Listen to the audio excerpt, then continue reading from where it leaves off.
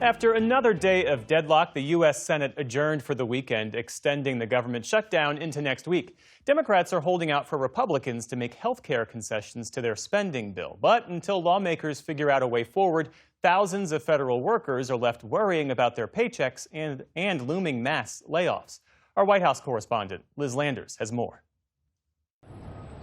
It's day 3 of the government shutdown. The motion upon reconsideration is not agreed to.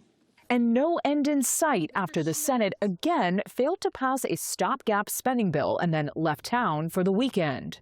You can see it's pretty empty around here.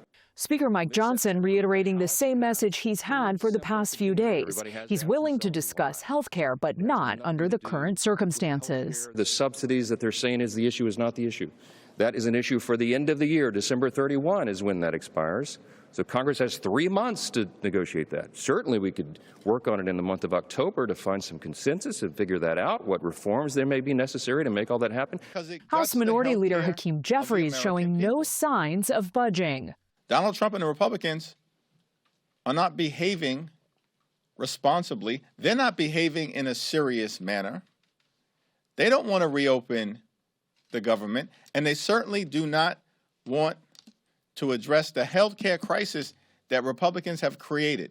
The president, who has not had any public appearances so far during the shutdown, instead taking to social media to call Democrats, quote, the party of hate, evil, and Satan. But his director of the Office of Management and Budget, usually an under-the-radar role, flexing his power to continue to target Democrat voting cities and states, announcing 2 infrastructure projects in Chicago are on hold.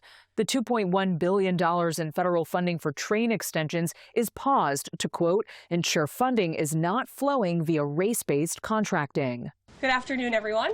Speaking to reporters today, White House Press Secretary Caroline Leavitt said again mass layoffs are all but certain. The Office of Management and Budget is in constant communication and contact right now with our cabinet secretaries and agencies across the board to identify, unfortunately, where layoffs have to be made and where cuts have to happen. But again, the Democrats have an opportunity to prevent this if they vote to reopen the government.